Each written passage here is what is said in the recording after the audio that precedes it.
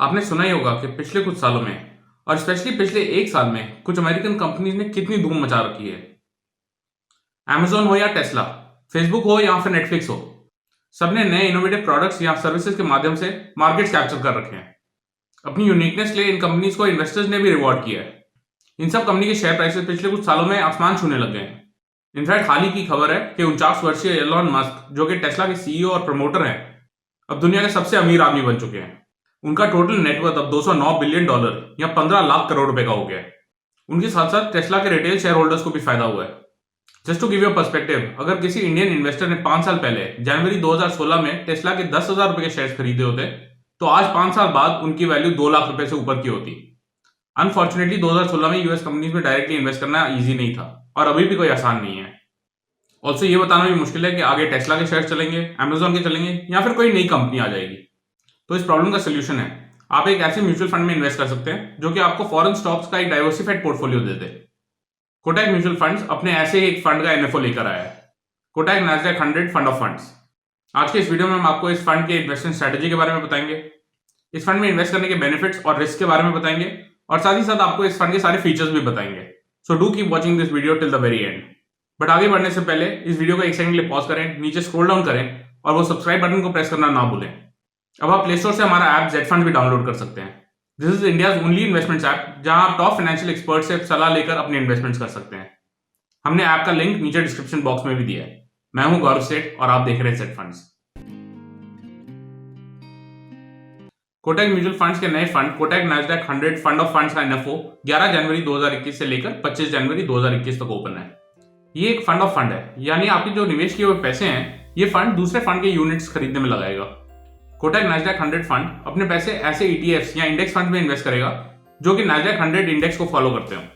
So basically Kotak का जो ये वाला फंड है वो नैस्डैक 100 इंडेक्स के रिटर्न्स को मोरलेस कॉपी करेगा। इससे पहले कि हम इस फंड में इन्वेस्टमेंट के एडवांटेजेस को समझें, आइए नैस्डैक 100 के कुछ फीचर्स पर नजर डालते हैं। नैस्डैक 100 एक US based large cap growth index है। इसमें मार्केट कैपिटलाइजेशन के हिसाब से top 100 non financial companies included है। इस इंडेक्स में कुछ बहुत प्रसिद्ध कंपनीज जैसे कि Apple, Microsoft, Google, Facebook, Netflix जैसी कंपनीज इंक्लूडेड है। नैस्डैक 100 इंडेक्स के जो टॉप कॉन्स्टिट्यूएंट्स हैं उन पर हम कुछ ही देर में नजर डालेंगे। बट चलिए सबसे पहले नैस्डैक 100 के सेक्टर वेटेजेस पर एक नजर डालते हैं। अधिकतर लोगों को लगता है कि नैस्डैक 100 में सिर्फ टेक्नोलॉजी स्टॉक्स इंक्लूडेड है, लेकिन जैसा आप देख सकते हैं आईटी का वेटेज इस इंडेक्स में 47.9% का है। इसके अलावा और भी सेक्टर्स हैं that contribute to the Nasdaq 100 index. Consumer discretionary में 19.2% और कम्युनिकेशन सर्विसेज में 18.4% है।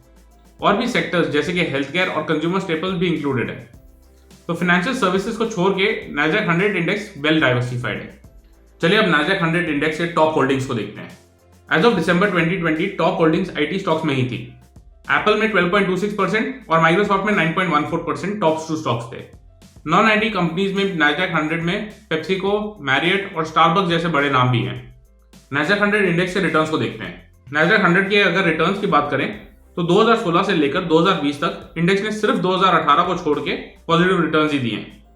और इनफैक्ट पिछले 2 सालों में तो इंडेक्स के रिटर्न्स तो आउटस्टैंडिंग रहे हैं एट 39% एंड 49% रिस्पेक्टिवली।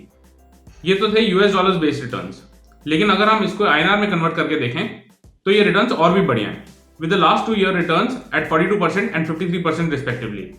ये एक्सेस रिटर्न रुपये के डेप्रिसिएशन की वजह से है।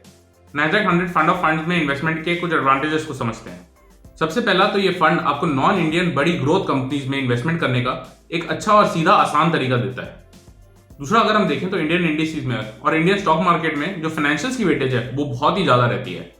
इंडियन इन्वेस्टमेंट के साथ एक छोटा सा पोर्शन नैस्डैक 100 जैसे इंडेक्स में डालने से जो लो कोरिलेशन है उसे डाइवर्सिफिकेशन का अच्छा बेनिफिट मिलता है।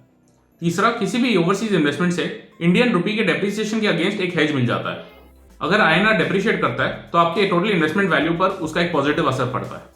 चौथा, इवन दो पास्ट रिटर्न्स ये गारंटी नहीं करते कि फ्यूचर में भी सेम रिटर्न्स रहेंगे, पर नैस्डैक 100 इंडेक्स की परफॉर्मेंस इंसेप्शन के समय से ही यानी 1985 से ही काफी अच्छी रही है।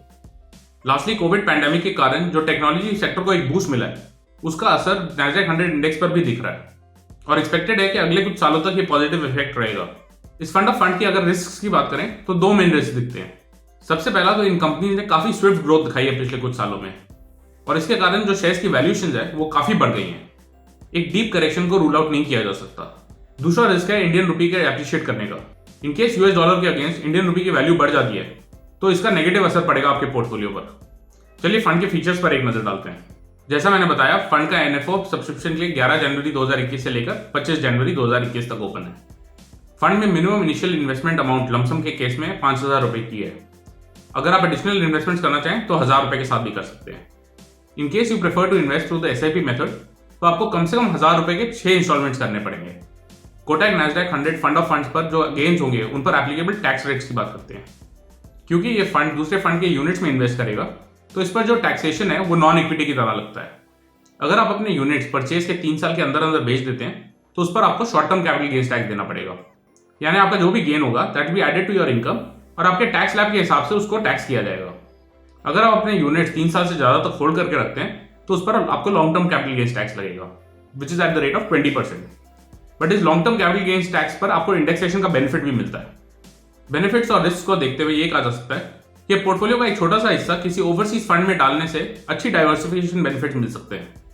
लेकिन इसका डिसीजन और कितना एलोकेट करना है किसी भी इंडिविजुअल इन्वेस्टर के रिस्क रिटर्न ऑब्जेक्टिव्स पर डिपेंड करता है। तभी हम हमेशा रिकमेंड करते हैं कि इन्वेस्टमेंट करने से पहले आप अपने फाइनेंशियल एडवाइजर से उसकी सूटेबिलिटी अपने पोर्टफोलियो के लिए जरूर समझ लें। अगर आपको ये वीडियो अच्छी लगी तो लाइक बटन को क्लिक करना ना भूलें। ऐसे और कई सारे इन्फॉर्मेटिव वीडियोस के लिए हमारे चैनल को अभी सब्सक्राइब करें। अगर आपके कोई भी कमेंट्स या क्वेश्चंस हो please feel free to put them in the comment section below और on our website zfunds.in। Thank you for watching Z Funds।